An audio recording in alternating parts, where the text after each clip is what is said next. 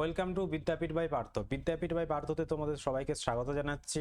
আমাদের অগ্নিবীর স্পেশাল ক্লাসের আজকে সংবিধান ক্লাস। তো আমাদের আজকে সংবিধান ক্লাস থেকে আমরা মোস্ট 50টা ইম্পর্টেন্ট প্রশ্ন আলোচনা করব এবং তোমরা কিন্তু অবশ্যই এই ক্লাসটা শেষ পর্যন্ত দেখবে, ওকে? আর এই সংবিধান থেকে তোমার যদি পরীক্ষায় একটা প্রশ্ন আসে তো এখান থেকেই আসবে, তো তাই বলছি মন দিয়ে ক্লাসটা করো। সংবিধান থেকে একটা নাম্বার তোমার, 1 থেকে 2 নম্বর তোমার, এই ক্লাসটা থেকেই প্রশ্ন আসবে, আমি এটা 100% গ্যারান্টি দিচ্ছি। 100% কমন পেয়ে যাবে। তো চলো বেশি কথা না বলে শুরু করা যাক। প্রথম প্রশ্ন দেখো, প্রথম প্রশ্ন, গণপরিষদের প্রথম ধারণা কে দেন? A Manabendranath Roy, B Sachchidananda Sinha, D doctor Rajendra Prasad, C D B N Rao. Okay, তো দেখবে সঠিক অ্যান্সার কিন্তু এখানে মানবেন্দ্রনাথ রায়। এই মানবেন্দ্রনাথ রায় কিন্তু গণপরিষদের প্রথম ধারণা দিয়েছিল। আচ্ছা, গণপরিষদটা কবে গঠন করা হয় একটু মনে রাখতে হবে, 1946 সালে গঠন করা হয়। আচ্ছা, ক্যাবিনেট মিশনের পরিকল্পনা অনুসারে, ওকে, ক্যাবিনেট মিশনের পরিকল্পনা অনুসারে 1946 সালে গণপরিষদ প্রথম গঠন করা হয়েছিল। আচ্ছা, দ্বিতীয় নম্বর প্রশ্ন, ক্যাবিনেট মিশন কবে ভারতে আসে? 1946, 1945, 1947, 1949। তো সঠিক অ্যান্সার কিন্তু ক্যাবিনেট মিশন ভারতে এসেছিল 1946 সালে, ঠিক আছে? আর ক্যাবিনেট মিশনের 3জন সদস্যদের নাম আমাদের একটু মনে রাখতে হবে। দেখে নেব 3জন সদস্য আছে, যে একটার নাম হচ্ছে স্যার ফতিক লরেন্স, যিনি ছিলেন প্রধান, এই ক্যাবিনেট মিশনের প্রধান ছিলেন। আর স্যার স্ট্র্যাফোর্ড ক্রিপস এবং এভি আলেকজান্ডার, এই 3জনের নাম আমাদের একটু মনে রাখতে হবে, অবশ্যই আমরা একটু মনে রেখে দেবো এগুলো। আচ্ছা, তৃতীয় নম্বর প্রশ্ন, গণপরিষদের মোট সদস্য সংখ্যা কতজন? এ 390, বি 389, সি 397, ডি 375। তো এক্ষেত্রে সঠিক অ্যান্সার কি হবে? তো অবশ্যই কিন্তু এক্ষেত্রে সঠিক অ্যান্সার 389 জন সদস্য নিয়ে কিন্তু গণপরিষদ প্রথম গঠন করা হয়েছিল 1946 সালে, একটু মনে রেখে দেবে। আচ্ছা, 4 নম্বর প্রশ্ন, গণপরিষদের প্রথম সভা কত সালে বসেছিল? আমরা জানি 1946 সালে গঠন করা হয়েছিল। তো এই 1946 সালেই কত তারিখে এই আমাদের গণপরিষদের প্রথম সভাটা বসেছিল? ওকে, 1946 সালে 5 ডিসেম্বর, 1946 সালে 9 ডিসেম্বর, 1946 সালে 12 ডিসেম্বর, 1949 সালে 15 ডিসেম্বর। তো অবশ্যই কিন্তু এক্ষেত্রে সঠিক অ্যান্সার হয়ে যাবে 1946 সালে 9 ডিসেম্বর। দেখো 1946 সালে 9 ডিসেম্বর প্রথম প্রথম প্রথম আমাদের সভাটি হয়েছিল, ঠিক আছে? আচ্ছা, দ্বিতীয় সভা কবে হয়েছিল? দ্বিতীয় সভা হয়েছিল 1946 সালে 11 ডিসেম্বর। 11 ডিসেম্বর। আচ্ছা, এই এই সভায় প্রথম সভাপতিত্ব কে করেছিল? 1946 সালে 9 ডিসেম্বর যে সভাটা হয়েছিল তার সভাপতি করেছিল সচিদানন্দ সিনহা। আর 1946 সালে 11 ডিসেম্বর সভাপতিত্ব করেছিলেন রাজেন্দ্র প্রসাদ। তো রাজেন্দ্র প্রসাদ ছিল স্থায়ী সভাপতি আর সচিদানন্দ সিনহা ছিল অস্থায়ী সভাপতি। আচ্ছা, 5 নম্বর প্রশ্ন, ক্যাবিনেট মিশন কবে ভারতে আসে? এ 1946, বি 1945, সি 1947, ডি 1949। আচ্ছা, আমি তো সরি, এই প্রশ্নটা রিপিট হয়ে গেছে, তো 1946 সালে আমরা পড়লাম, ঠিক আছে? 6 নম্বর প্রশ্ন, গণপরিষদের অস্থায়ী সভাপতি কে? আমি এক্ষুনি তোমাদেরকে এর আগের প্রশ্নতে বলে আসলাম যে গণপরিষদের অস্থায়ী সভাপতি, স্থায়ী সভাপতি। তো এখান থেকে প্রশ্নটা দিয়েছে যে অস্থায়ী সভাপতি কে? এ সচিদানন্দ সিনহা, ডক্টর রাজেন্দ্র প্রসাদ, জওহরলাল নেহেরু, না মানবেন্দ্রনাথ রায়? তো অবশ্যই এক্ষেত্রে সঠিক অ্যান্সার কিন্তু এ সচিদানন্দ সিনহা হবে গণপরিষদের অস্থায়ী সভাপতি। অস্থায়ী বললে সচিদানন্দ সিনহা, আর স্থায়ী বললে কিন্তু রাজেন্দ্র প্রসাদ, ঠিক আছে? আচ্ছা, দেখো আমি এখানে লিখেও দিয়েছি যে গণপরিষদের প্রথম সভাপতি ছিলেন, প্রথম যদি আচ্ছা প্রশ্ন যদি আসে যে গণপরিষদের প্রথম সভাপতি কে ছিল, তো অবশ্যই কিন্তু সচিদানন্দ সিনহা করবে। আর সচিদানন্দ সিনহা যদি অপশনে না থাকে তো অবশ্যই রাজেন্দ্র প্রসাদ, ওকে? আর যদি উল্লেখ করে দেয় যে অস্থায়ী সভাপতি কে ছিল, তখন অবশ্যই সচিদানন্দ সিনহা, আর স্থায়ী সভাপতি ছিল ডক্টর রাজেন্দ্র প্রসাদ, ওকে? আচ্ছা, 7 নম্বর প্রশ্ন, ড্রাফটিং কমিটি বা খসড়া কমিটির চেয়ারম্যান কে? A Jawaharlal Nehru, B Rajendra Prasad, C Sachchidananda Sinha, D B R Ambedkar. তো ড্রাফটিং কমিটির চেয়ারম্যান অবশ্যই কিন্তু বি আর আম্বেদকর, বুঝলে? আচ্ছা, এই ড্রাফটিং কমিটি কবে গঠন করা হয়েছিল প্রশ্ন আসে পরীক্ষায়, যে ড্রাফটিং কমিটি কিন্তু 1947 সালে 9 আগস্ট প্রতিষ্ঠিত হয়েছিল। কে এবং এর সভাপতি কে ছিল? ডক্টর বি আর আম্বেদকর, ঠিক আছে? তো এটা একটু জেনে রাখবে। আচ্ছা, তারপরের প্রশ্ন, আচ্ছা এই ড্রাফটিং কমিটি কতজন সদস্য ছিল? প্রশ্ন কিন্তু চলেই আসে পরীক্ষায়, 7 জন, মনে রেখে দেবে।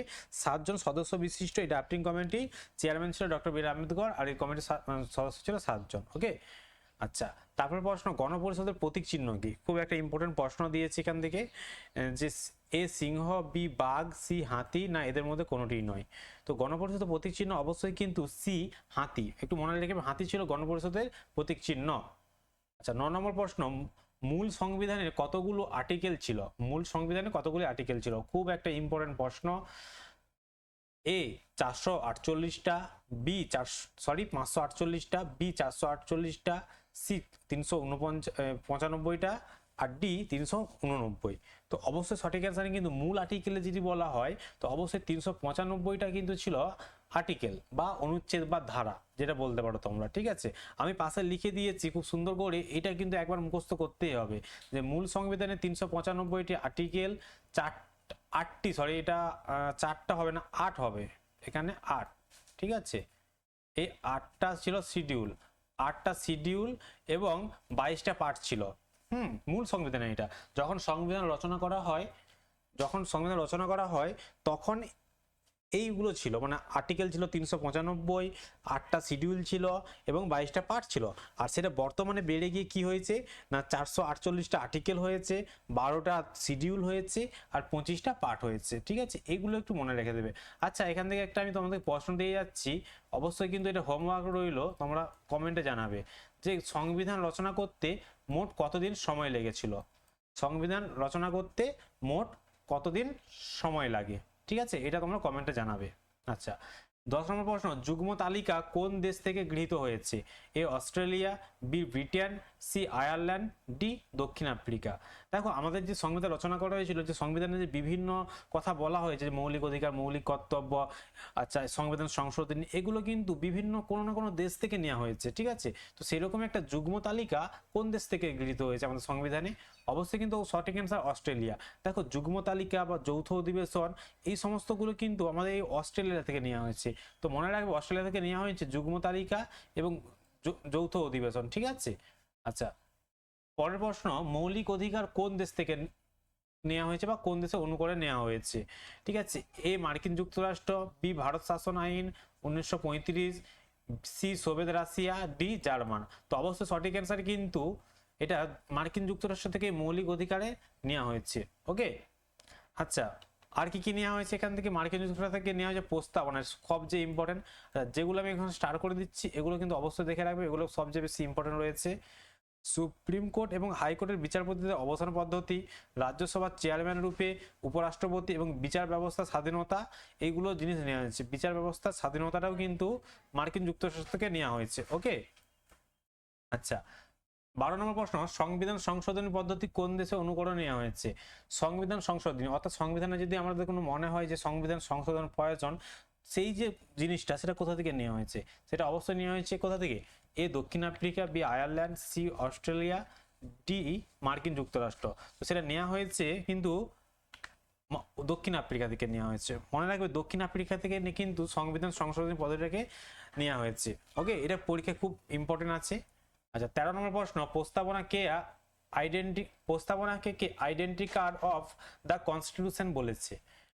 দেখো, এই যে আমাদের সংবিধানের মূল মানে যদি মানে কি বলবো এটাকে, তোমাদের দেখবে প্রস্তাবনা, প্রতিটা আমাদের সরকারি যে বইগুলো দেয় না, তো সেখানে প্রস্তাবনা থাকে। ঠিক আছে, তো সেই যে প্রস্তাবনাকে বিভিন্ন লোক বিভিন্ন রকম কথা বলেছে।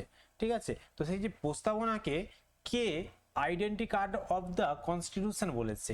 A Thakurdas Bhargava, B N A Palkhivala, C K M Munshi, D Ernest Barker. তো সঠিক অ্যান্সার কিন্তু এখানে অবশ্যই বলেছে এন এ পালকিওয়ালা। দেখো, এই যে বাকি যে তিনজনের নাম আছে, এই তিনজনও কিন্তু প্রস্তাবনাকে অনেক কিছু মানে বলেছে, কিছু না কিছু নামে বলেছে। তো সেগুলো আমরা দেখে নেবো। অবশ্যই কিন্তু এগুলো আমার মনে রাখতে হবে যে কে এম মুন্সি কি বলেছে না, যে political horoscope of Indian constitution এটা বলেছে। ঠাকুরদাস ভার্গব বলেছেন soul of the constitution, and Ernest Barker বলেছেন the keynote of the constitution. ঠিক আছে, এইগুলো সবগুলো ইম্পর্টেন্ট। ঠিক আছে, সবগুলো আমাদেরকে একবার দেখে রাখা দরকার। তো চলো নেক্সট প্রশ্ন যাওয়া যাক।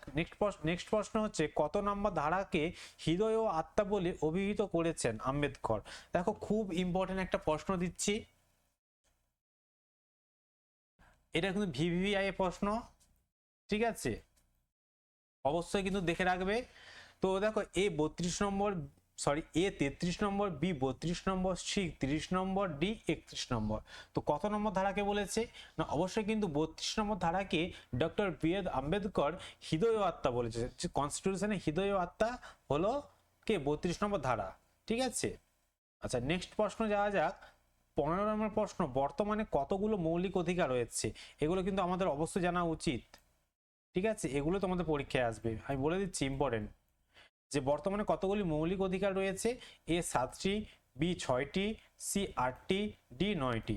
তো অবশ্যই কিন্তু 6টি। দেখো এখানে অনেক ক্ষেত্রে লোক ভুল করে দেবে যে 7টি, কিন্তু না, 7টা আমাদের মৌলিক অধিকার ছিল, কিন্তু সেটা বাদ হয়ে গেছে। সেটা সেই মৌলিক অধিকার, সেটা কোন মৌলিক অধিকার? সে সম্পত্তির মৌলিক, সম্পত্তির যে মৌলিক অধিকারটা ছিল সেটাকে বাদ দিয়ে দিয়েছে। তো সম্পত্তির অধিকারটাকে মৌলিক অধিকার থেকে আমাদের বাদ দিয়ে দিয়েছে। আচ্ছা এই যে মৌলিক অধিকার, এটা কত নম্বর অধ্যায়ে আছে, কোথায় আছে? না সংবিধানের 3য় নম্বর অধ্যায়ে আছে, ঠিক আছে। সংবিধানের 3য় নম্বর অধ্যায়ে মৌলিক অধিকার সম্পর্কে বলা হয়েছে 12 থেকে 35 নম্বর ধারাতে বলা হয়েছে, ঠিক আছে। 12 থেকে 35 নম্বর ধারাতে এই মৌলিক অধিকারের কথাগুলি উল্লেখ আছে। আচ্ছা আগে সংবিধানের মোট বললাম না, আগে মোট সংবিধানে 7টি মৌলিক অধিকার ছিল, কিন্তু পরে 1978 খ্রিস্টাব্দে 44তম অ্যামেন্ডমেন্টের মাধ্যমে বা সংবিধান সংশোধনের মাধ্যমে সম্পত্তির অধিকারকে তুলে দেওয়া হয়, এবং ঠিক আছে, সম্পত্তির অধিকার তুলে দেওয়া বর্তমানে মোট 6টি অধিকার রয়েছে। তো তোমরা অবশ্যই মনে রাখবে বর্তমানে আমাদের কটা মৌলিক অধিকার আছে। আর সবাইকে কিন্তু আমাদের মৌলিক অধিকার জানার মানে জানার অধিকার আছে। আর আমরা যদি আমাদের মৌলিক অধিকার জানি, তো অবশ্যই আমরা কিন্তু অনেক কিছু জেনে যাব, ঠিক আছে। আমাদের কি অধিকার আছে, আমরা কি করতে পারি, আমাদের কি কি অধিকার নেই, কি কি অধিকার আছে, এই সম্পর্কে আমরা জানতে পারবো মৌলিক অধিকারগুলো জানলে। তো ঠিক আছে, তো আমি যখন মানে এখান থেকে ডিটেলস ভিডিও দেব বা ডিটেলস পড়াবো সমস্ত কিছু থিওরি আকারে, তো তখন তোমাদেরকে অবশ্যই আমি মৌলিক অধিকার সম্পর্কে জানিয়ে দেবো, সব কিছু জানিয়ে দেবো, ঠিক আছে। তো চলো আজকে যেটা প্র্যাকটিস করছি এটা প্র্যাকটিস করা যাক। আচ্ছা 16 নম্বর প্রশ্ন, মৌলিক অধিকার রক্ষার জন্য কত নম্বর ধারা অনুযায়ী আমরা সুপ্রিম কোর্টে রিট বা লেখ জারি করতে পারি? দেখো আমাদের মৌলিক অধিকারগুলো যদি খণ্ডন হয়, অর্থাৎ আমাদের মৌলিক অধিকার যদি আমরা না পাই, তখন আমরা হাইকোর্ট বা বলো সুপ্রিম কোর্ট বলো, দুটো কোর্টে আমরা লিট জারি করতে পারি বা লেখ জারি করতে পারি। আমরা কিন্তু 5 ধরনের রিট জারি করতে পারি, ঠিক আছে, 5 ধরনের রিট জারি করতে পারি। দেখো সেটা আমরা সেটাই বলছে যে সুপ্রিম কোর্টে কত নম্বর ধারা অনুযায়ী রিট জারি করব। এ 226, বি 32, সি 44, ডি 55। তো সঠিক অ্যান্সার কিন্তু 32 নম্বর ধারা অনুযায়ী মৌলিক অধিকারকে আমার খণ্ডন হলে, ঠিক আছে, বা রক্ষা করার জন্য আমরা সুপ্রিম কোর্টে লিট জারি করতে পারি। আর 226 নম্বর মনে রাখবে, 226 নম্বর ধারা অনুযায়ী কিন্তু আমরা হাইকোর্টে করতে পারি। আমি সাইডে লিখে দিয়েছি অবশ্যই। হ্যাঁ, মৌলিক অধিকার খণ্ডন হলে আমরা সুপ্রিম কোর্টে 32 নম্বর ধারা এবং হাইকোর্টে 226 নম্বর ধারা অনুযায়ী 5 ধরনের লিট জারি করতে পারি। ওকে, মনে রেখে দেবে।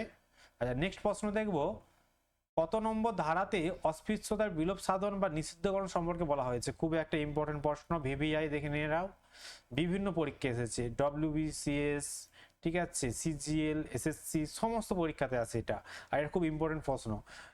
এ 14 নম্বর ধারা, বি 15 নম্বর ধারা, সি 16 নম্বর ধারা, ডি 17 নম্বর ধারা। কত নম্বর ধারা আছে বলো? অবশ্যই কিন্তু 17 নম্বর ধারাতে এই অস্পৃশ্যতার বিলোপ সাধনের কথা বলা হয়েছে, ঠিক আছে। দেখো আমরা কিছু ধারা দেখে নিচ্ছি এখানে, যেমন 14 নম্বর ধারাতে কি বলা হয়েছে? 14 নম্বর ধারাতে বলা হয়েছে আইনের চোখে সমতার অধিকার। আচ্ছা এটা 15 হবে। 15 নম্বর ধারাতে কি বলা হয়েছে?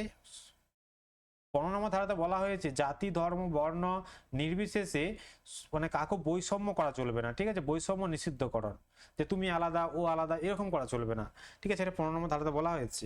16 নম্বর ধারাতে বলা হয়েছে যে সরকারি চাকরির ক্ষেত্রে সবার সমান সুযোগ, ঠিক আছে, তুমি নিচু কাস্ট তোমার সরকারি চাকরির সুযোগ হবে না, তুমি মেয়ে তোমার সুযোগ হবে না, তুমি ছেলে হবে না, এরকম না, যে সরকারি চাকরির ক্ষেত্রে সবাই সমান সুযোগ পাবে, সেটা কিন্তু 16 নম্বর ধারাতে আমাদের বলা হয়েছে, ঠিক আছে। আচ্ছা 18 নম্বর প্রশ্ন, কত নম্বর ধারাতে আমাদের স্বাধীনতার অধিকারের কথা বলা হয়েছে? এ 12 নম্বর ধারা, বি 14 নম্বর ধারা, সি 19 নম্বর ধারা, ডি 20 নম্বর ধারা। তো সঠিক অ্যান্সার এখানে অবশ্যই কিন্তু 19 নম্বর ধারাতে আমাদের স্বাধীনতার কথা বলা হয়েছে। আমাদের কিন্তু 6 ধরনের স্বাধীনতার কথা বলা হয়েছে, ঠিক আছে, 19 নম্বর ধারাতে 6টি স্বাধীনতার কথা বলা হয়েছে, মনে রেখে দেবে একটু। 19 নম্বর প্রশ্ন, ডিপিএসপি বা রাষ্ট্র পরিচালনা নির্দেশনামূলক নীতি কোন দেশের অনুকরণে নেওয়া হয়েছে? A German, B Australia, C Ireland, D দক্ষিণ আফ্রিকা। বলো ডিপিএসপি কোথা থেকে নেওয়া হয়েছে? খুব ইম্পর্টেন্ট ডিপিএসপিটা। অবশ্যই কিন্তু আয়ারল্যান্ড থেকে নেওয়া হয়েছে, মনে রাখবে, আয়ারল্যান্ড থেকে কিন্তু এই ডিপিএসপি রাষ্ট্র পরিচালনা নীতিটা নেওয়া হয়েছে। দেখো মনে রাখবে, ডিপিএসপি আদালত কর্তৃক সংরক্ষিত নয়, ঠিক আছে, এটা খুব ইম্পর্টেন্ট, যে ডিপিএসপি আদালত কর্তৃক কোনো মানে সংরক্ষিত নয়, ঠিক আছে। আচ্ছা, চলো পরের প্রশ্ন দেখা যাক। কত নম্বর ধারাতে গ্রাম পঞ্চায়েতের গঠন সম্পর্কে বলা হয়েছে? খুব ইম্পর্টেন্ট, এটা ডিপিএসপির মধ্যেই পড়ে, ঠিক আছে, ডিপিএসপির মধ্যে এই প্রশ্নটা পড়ে যে কত নম্বর ধারাতে পঞ্চায়েত মানে গ্রাম পঞ্চায়েতের গঠন সম্পর্কে বলা হয়েছে। এ 43 নম্বর, বি 45 নম্বর, সি 40 নম্বর, ডি 41 নম্বর। তো অবশ্যই কিন্তু 40 নম্বর ধারাতে আমাদের গ্রাম পঞ্চায়েতের গঠন সম্পর্কে বলা হয়েছে।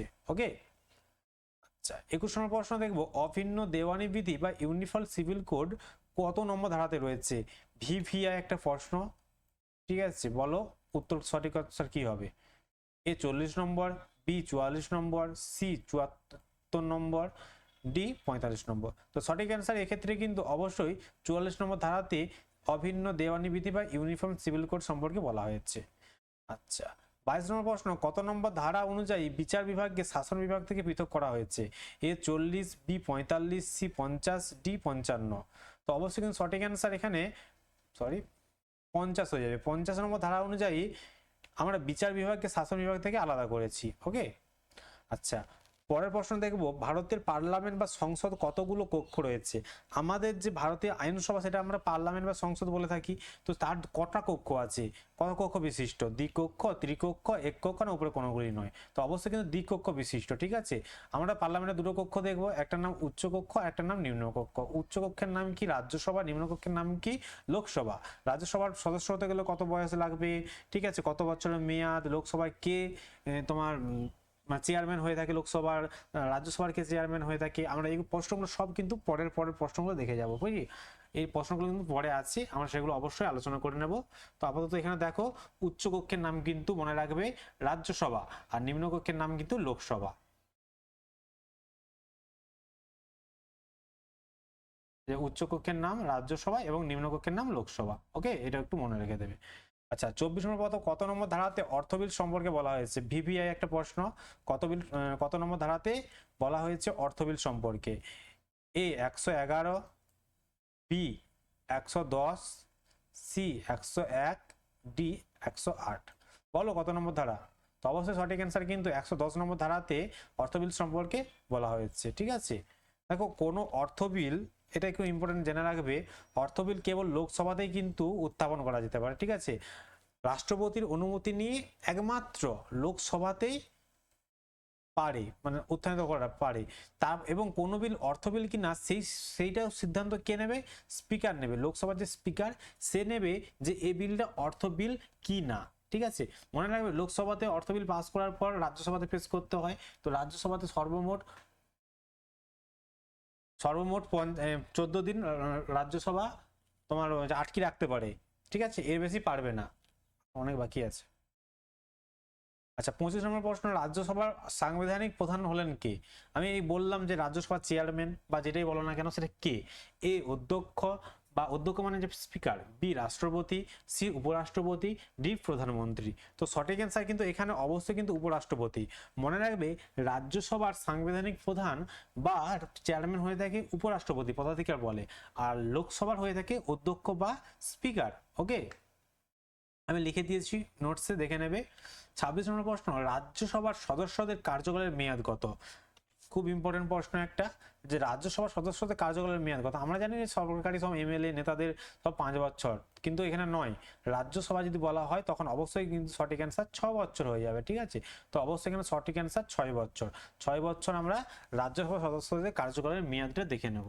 ওকে, দেখো আমি লিখে দিয়েছি, রাজ্যসভার সদস্য হতে গেলে মিনিমাম 30 বছর বয়স হতে হবে এবং তাদের কার্যকালের মেয়াদ 6 বছর হয়। আর লোকসভার সদস্য হতে গেলে মিনিমাম বয়স লাগবে 25 বছর এবং তাদের কার্যকালের মেয়াদ হয়ে থাকে 5 বছর, ঠিক আছে, এটা একটু দেখে রাখবে।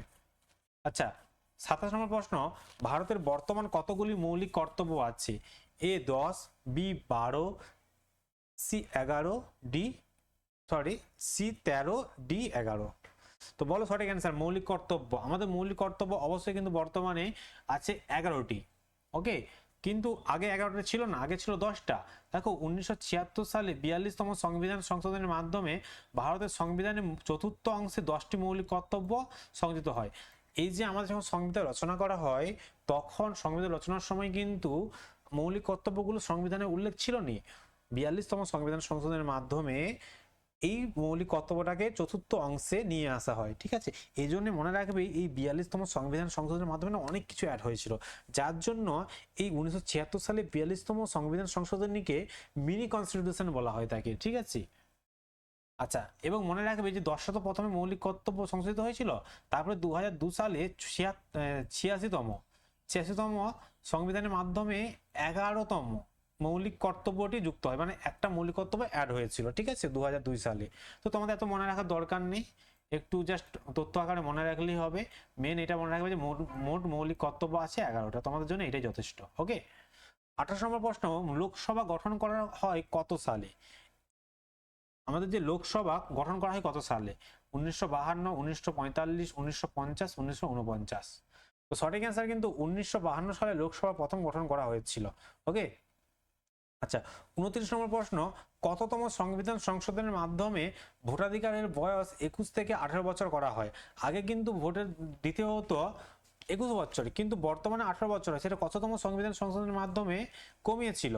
এ 50তম, বি 60তম, সি 61তম, ডি 52তম। তো অবশ্যই সঠিক অ্যান্সার কিন্তু তোমরা জানাও কি হবে। তো দেখো এক্ষেত্রে কিন্তু সঠিক অ্যান্সার মনে রাখবে 61তম, ঠিক আছে। 61তম সংবিধান সংশোধনের মাধ্যমে আমাদের 21 বছর বয়সটা কমিয়ে 18 বছর করে দেওয়া হয়েছিল ভোট প্রদানের জন্য। এই যে মনে রাখবে 1989 সালে 61তম সংবিধানের মাধ্যমে। আচ্ছা আরেকটা এখান থেকে কিন্তু একটা ছেলেরা গুলিয়ে যায় যে 61তমটা। দেখো 61 নম্বর ধারা অনুযায়ী আমরা রাষ্ট্রপতিকে তার পদ থেকে চ্যুত করতে পারি, আর 61তম সংবিধান সংশোধনের মাধ্যমে এই মানে বয়সটা কমে দেওয়া হয়েছিল, ঠিক আছে। তো দুটোর মধ্যে গুলাবে না, আলাদা আলাদা। তো এটা সংবিধান সংশোধন আর সেটা হচ্ছে একটা ধারা বা অনুচ্ছেদ। 30 নম্বর প্রশ্ন, পার্লামেন্টের যৌথ অধিবেশনে সভাপতিত্ব কে করেন? ভেরি ইম্পর্টেন্ট প্রশ্ন। আর যে পার্লামেন্ট আছে তাদের যে যৌথ অধিবেশন, মানে হয়তো রাজ্যসভা লোকসভা যখন যৌথ অধিবেশনটা হয় তখন সেখানে সভাপতিত্ব কে করে? এ রাষ্ট্রপতি, বি স্পিকার বা অধ্যক্ষ, সি প্রধানমন্ত্রী, না ডি উপরাষ্ট্রপতি? সঠিক অ্যান্সার কিন্তু স্পিকার বা অধ্যক্ষ কিন্তু পার্লামেন্টের যৌথ অধিবেশনে সভাপতিত্ব করে থাকেন। ওকে, আচ্ছা 31 নম্বর প্রশ্ন, লোকসভার প্রথম স্পিকার কে ছিল? ভিভিআই প্রশ্ন একটা। লোকসভার প্রথম স্পিকার কে? এ Ganesh Basudeb মহালঙ্কার, B Somnath Chatterjee, C Om Birla, D Neelam Sanjeev Reddy. দেখো মনে রাখবে আমাদের লোকসভার প্রথম কিন্তু স্পিকার হয়েছিল অবশ্যই গণেশ বাসুদেব মহালঙ্কার, ঠিক আছে। গণেশ বাসুদেব মহালঙ্কার প্রথম স্পিকার ছিল। আচ্ছা, আর এখান থেকে কিন্তু আরেকটা প্রশ্ন আছে, আচ্ছা সে প্রশ্নটা দিয়েছি আমি, তো আমি সেটা বলছি না। আচ্ছা এখান থেকে আমি কিছু বলছি, মনে রাখবে এই যে নীল সঞ্জীব রেড্ডি, উনিও কিন্তু লোকসভার স্পিকার ছিল। তো কি কত নম্বর স্পিকার বলো তো? কত নম্বর নয়, এখান থেকে যেটা প্রশ্ন আসে যে সবচেয়ে ইয়ং মানে কম বয়সী প্রধান কে মানে স্পিকার কে হয়েছিল? অবশ্যই কিন্তু মনে রাখবে সেটা নীলম সঞ্জীব রেড্ডি, ঠিক আছে। কম বয়সে তিনি স্পিকার হয়েছিলেন।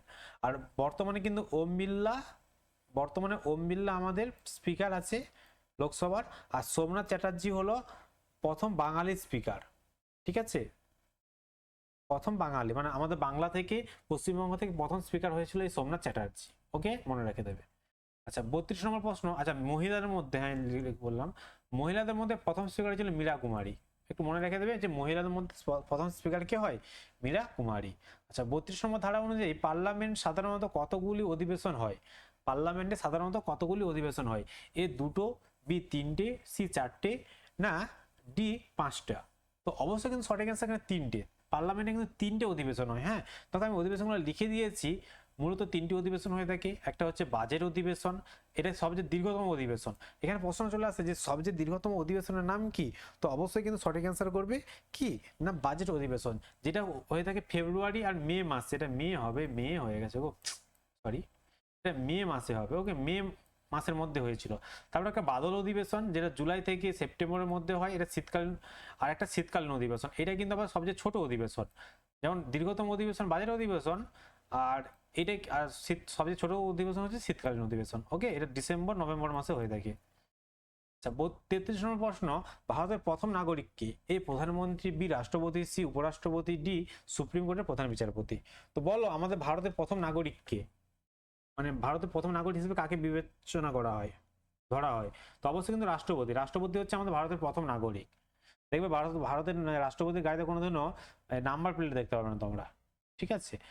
34 নম্বর প্রশ্ন, কত নম্বর ধারা অনুযায়ী রাষ্ট্রপতিকে শপথ বাক্য পাঠ করানো হয়? ইম্পর্টেন্ট একটা প্রশ্ন, এখান থেকে অনেক কিছু জানার আছে। ভিভিআই এটা, এ 61 নম্বর, বি 60 নম্বর, সি 65 নম্বর, ডি 62 নম্বর। তো অবশ্যই মনে রাখবে 60 নম্বর ধারা অনুযায়ী রাষ্ট্রপতিকে শপথ বাক্য পাঠ করানো হয়। আচ্ছা প্রশ্ন আছে যে এই যে শপথ বাক্য পাঠ করানো রাষ্ট্রপতিকে কে পাঠ করান? তো অবশ্যই মনে রাখবে সুপ্রিম কোর্টের প্রধান বিচারপতি 60 নম্বর ধারা অনুযায়ী রাষ্ট্রপতিকে শপথ বাক্য পাঠ করে থাকেন, ঠিক আছে। আর 61 নম্বর ধারা অনুযায়ী রাষ্ট্রপতিকে আমরা পদচ্যুত করা যেতে পারে, মানে 61 নম্বর ধারা অনুযায়ী রাষ্ট্রপতি পদচ্যুত করতে পারে, ঠিক আছে, বা করা যেতে পারে, একটু মনে রেখে দেবে এটা। আচ্ছা 34 নম্বর প্রশ্ন, সুপ্রিম কোর্টের প্রধান বিচারপতিকে কে শপথ বাক্য পাঠ করান? এ প্রধানমন্ত্রী, বি উপরাষ্ট্রপতি, সি উপরাষ্ট্রপতি, ডি হাইকোর্টের প্রধান বিচারপতি। তো অবশ্যই এক্ষেত্রে সঠিক অ্যান্সার কিন্তু বি রাষ্ট্রপতি। দেখো রাষ্ট্রপতিকে শপথ বাক্য পাঠ করান কে? সুপ্রিম কোর্টের প্রধান বিচারপতি। আবার সুপ্রিম কোর্টের প্রধান বিচারপতিকে এই তোমার নিয়োগ করে রাষ্ট্রপতি, প্লাস শপথ বাক্য পাঠ করান কে? রাষ্ট্রপতি, ঠিক আছে, মনে রাখবে। আচ্ছা রাষ্ট্রপতি কিন্তু অনেক কিছু করে থাকে, অনেক কিছু নিয়োগ করে থাকে, সেগুলো আমি দেখে নেবো একবার। দেখো লেখা আছে, এবং কোন রাজ্যের রাজ্যপালকে সেই রাজ্যের হাইকোর্টের প্রধান বিচারপতির শপথ বাক্য পালন করে। যেমন আমাদের ধরো রাজ্যে যে রাজ্যপাল হন, তাকে দেখবে আমাদের সুপ্রিম কোর্টে হাইকোর্টের প্রধান বিচারপতি শপথ বাক্য পাঠ করিয়েছিলেন, ঠিক আছে। আর এই রাজ্যপালকে কে নিয়োগ করে? এই রাজ্যপালকে নিয়োগ করে রাষ্ট্রপতি। নেক্সট প্রশ্ন, ভারতীয় সেনাবাহিনীর সর্বাধিনায়ক হলেন কে? মানে সবচেয়ে সবার উপরে ভারত সেনাবাহিনী। এ প্রধানমন্ত্রী, বি উপরাষ্ট্রপতি, সি রাষ্ট্রপতি, ডি উপরে কোনোটি নয়। তো অবশ্যই সঠিক অ্যান্সার কিন্তু রাষ্ট্রপতি। রাষ্ট্রপতি সব। দেখো রাষ্ট্রপতি কিন্তু এখানে আমি খুব ভালো করে লিখে দিয়েছি, মনে রাখবে হবে গো। আচ্ছা রাষ্ট্রপতি তিনি স্থল, নৌ এবং বিমান বাহিনী প্রধানদেরকে নিযুক্ত করেন।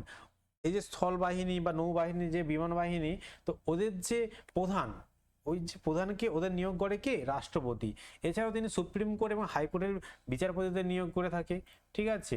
এবং রাজ্যগুলির গভর্নর বা যেটাকে বলা হয় থাকে আমাদের রাজ্যপাল, এবং অর্থ কমিশনের চেয়ারম্যানকেও আমাদের রাষ্ট্রপতি নিয়োগ করে থাকেন।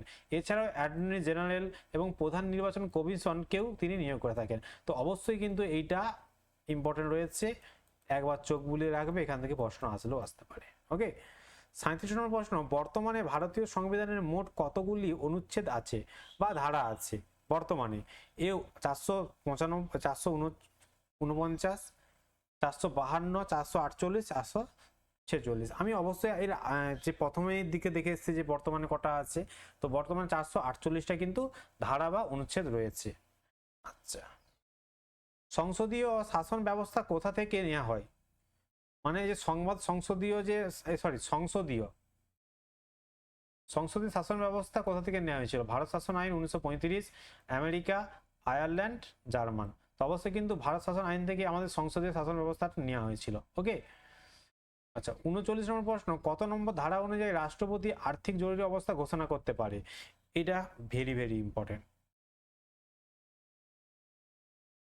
দেখো 365 নম্বর, 352 নম্বর, 356 নম্বর, 360 নম্বর। তো অবশ্যই মনে রাখবে 360 নম্বর ধারা অনুযায়ী আর্থিক জরুরি অবস্থা ঘোষণা করতে পারে। এই কোশ্চেনটা কিন্তু WBSSC গ্রুপ সি তে এসেছিল। আচ্ছা দেখো যে রাষ্ট্রপতি 3 ধরনের জরুরি অবস্থা ঘোষণা করতে পারে। 352 নম্বর ধারা অনুযায়ী জাতীয় জরুরি অবস্থা, 356 নম্বর ধারা অনুযায়ী রাজ্য সাংবিধানিক অবচালনা ব্যবস্থা, মানে রাজ্যে কোনো গন্ডগোল হচ্ছে, রাজ্য সামলাতে পারছে না, তখন 356 নম্বর ধারা অনুযায়ী তিনি জরুরি অবস্থা ঘোষণা করতে পারে।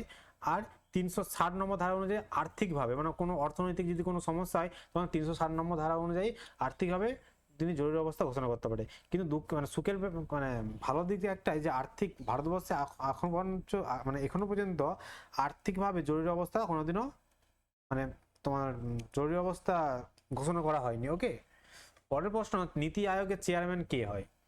এ প্রধানমন্ত্রী, বি রাষ্ট্রপতি, সি সুপ্রিম কোর্টের প্রধান বিচারপতি, ডি উপরাষ্ট্রপতি। বলো কি হবে? দেখো নীতি আয়োগের চেয়ারম্যান অবশ্যই কিন্তু প্রধানমন্ত্রী হয়ে থাকে, ঠিক আছে। প্রশ্ন আসে এখান থেকে অনেক কিছু, যে নীতি আয়োগের চেয়ারম্যান কে, তো ঘুরিয়ে আসতে পারে যে প্রধানমন্ত্রী নিচের মধ্যে কোনটার চেয়ারম্যান, অবশ্যই নীতি আয়োগ হবে, ঠিক আছে। আচ্ছা, তারপর পরের প্রশ্ন, লোকসভার নেতা ও নেত্রী হলেন কে? লোকসভার নেতা ও নেত্রী কে? অধ্যক্ষ, বি প্রধানমন্ত্রী, সি রাষ্ট্রপতি, ডি উপরাষ্ট্রপতি। তো সঠিক অ্যান্সার এখানে অবশ্যই হয়ে যাবে প্রধানমন্ত্রী প্রধানমন্ত্রী হলো লোকসভার নেতা বা নেত্রী, ওকে। আচ্ছা, 42 নম্বর প্রশ্ন, রাজ্য আইনসভার উচ্চ কক্ষটির নাম কি? দেখো আমরা যেমন দেখলাম যে পার্লামেন্টে দুটো কক্ষ আছে, একটা নিম্ন কক্ষ, উচ্চ কক্ষ, উচ্চ কক্ষের নাম এটা। তো সেরকম রাজ্য যে আইনসভা, রাজ্য যে এই যে বিধানসভা ভোটটা আসছে, ঠিক আছে, ওটা তো আমাদের রাজ্য আইনসভারই একটা কক্ষ, বিধানসভা। তো রাজ্যসভার কিন্তু দুটো কক্ষ আছে, একটা হচ্ছে উচ্চ কক্ষ, একটা নিম্ন কক্ষ। যদিও বা উচ্চ কক্ষটা 6টি রাজ্যেতেই মানে দেখা যায় এখন বর্তমানে, আর বাকিগুলো দেখা যায়নি। তো নিম্ন কক্ষটা সব রাজ্যে দেখা যায়। তো দেখো উচ্চকক্ষের নাম কিন্তু কি? বিধান পরিষদ। উচ্চকক্ষের নাম বিধান পরিষদ আর নিম্নকক্ষের নাম বিধান সভা। আচ্ছা, এই বিধান পরিষদ কিন্তু বর্তমানে 6টা রাজ্যেতে লক্ষ্য করা যায়, ওকে। পরের প্রশ্ন, কততম সংবিধান সংশোধনের মাধ্যমে ভারতে পঞ্চায়েত ব্যবস্থা প্রবর্তিত হয়? এ 73তম, বি 72তম, সি 70তম, ডি 71তম। বলো কততম সংবিধান সংশোধনের মাধ্যমে? অবশ্যই কিন্তু এটা 73তম সংবিধান সংশোধনের মাধ্যমে হয়েছিল। নেক্সট প্রশ্ন, কততম সংবিধান সংশোধনের মাধ্যমে ভারতে প্রথম জিএসটি চালু হয়? ইম্পর্টেন্ট একটা প্রশ্ন রইল। এ 70তম, বি 101, সি 90, ডি 100। তো অবশ্যই সঠিক অ্যান্সার এখানে হয়ে যাবে 101তম অ্যামেন্ডমেন্টের মাধ্যমে ভারতের সংবিধানে জিএসটি প্রথম চালু হয়েছিল। কবে চালু হয়েছিল জিএসটি? বলো তো জিএসটি কবে চালু হয়? হ্যাঁ, অবশ্যই কিন্তু কমেন্ট করে জানাবে জিএসটি কবে চালু হয়েছিল, ওকে। আচ্ছা, এটা হোমওয়ার্ক রইল। 45 নম্বর প্রশ্ন, সংবিধানের ভারতের সংবিধানের জনক কাকে বলা হয়? প্রশ্নটা কিন্তু এসছে এবং এই ডব্লিউবিএসএসসি গ্রুপ সিতেও এসেছিল, গ্রুপ সি ডিতে। A B R Ambedkar, B Sachchidananda Sinha, C Jawaharlal Nehru, D Mahatma Gandhi. তো অবশ্যই কিন্তু সঠিক অ্যান্সার বি আর আম্বেদকরকে ভারতের সংবিধানের জনক বলা হয়ে থাকে। আচ্ছা, রাষ্ট্রপতি হওয়ার ন্যূনতম বয়স কত হবে? মানে আমাদের ভারতের রাষ্ট্রপতি যদি হতে চাও তো তোমাদের ন্যূনতম কত বয়স হতে হবে তো যাতে তুমি হতে পারো? তো সেটা হচ্ছে এ 30, বি 35, সি 25, ডি মানে 32। তো অবশ্যই সঠিক অ্যান্সার কিন্তু 35 বছর হলে তুমি কিন্তু রাষ্ট্রপতির জন্য এলিজিবল, ওকে। আচ্ছা, 47 নম্বর প্রশ্ন, পঞ্চায়েত রাজ ব্যবস্থা প্রথম কোথায় চালু হয়? একটা ইম্পর্টেন্ট প্রশ্ন রইল। A Gujarat, B Rajasthan, C Punjab, D Madhya Pradesh. তো অবশ্যই কিন্তু সঠিক অ্যান্সার এখানে হয়ে যাবে কি বলতো? রাজস্থান। দেখো তোমরা যদি অবশ্যই সিরিয়াসভাবে পড়াশোনা করো, তোমার সংবিধান থেকে এই প্রশ্নগুলো দেখে যাও। এই প্রশ্ন আশা করি এই প্রশ্ন থেকে 100% কমন চলে আসবে, ঠিক আছে।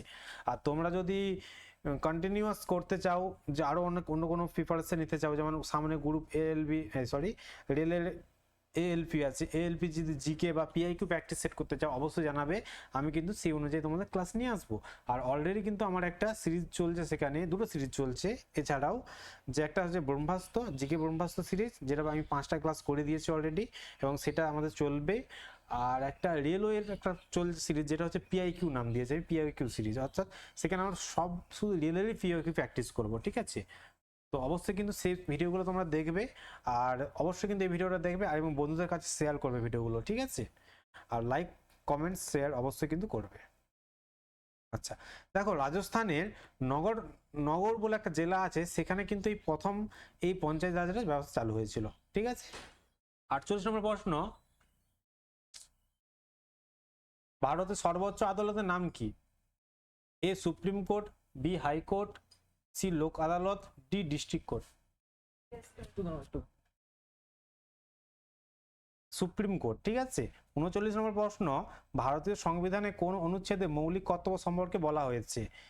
এ 51, বি 51 এ, সি 25 আর ডি 27। তো অবশ্যই কিন্তু সঠিক অ্যান্সার এখানে 51 এতে সুপ্রিম কোর্টের মৌলিক কর্তব্য সম্পর্কে বলা হয়েছে, ঠিক আছে। এবং আজ শেষ প্রশ্ন, 42তম সংবিধান শোধন কত সালে হয়েছিল? এ 1975, বি 1967, সি 1976, ডি 1952। তো অবশ্যই কিন্তু সঠিক অ্যান্সার এখানে 19 ছিয়াত্তর সালে 42তম সংবিধান সংশোধনীত হয়েছিল, যেটাকে আমরা মিনি কনস্টিটিউশন বলছি। ঠিক আছে, তো আজ পর্যন্ত এখান পর্যন্ত আমাদের ক্লাস রইলো। তো চলো পরবর্তী ক্লাসে দেখা হবে। তো ভালো থাকবে অবশ্যই।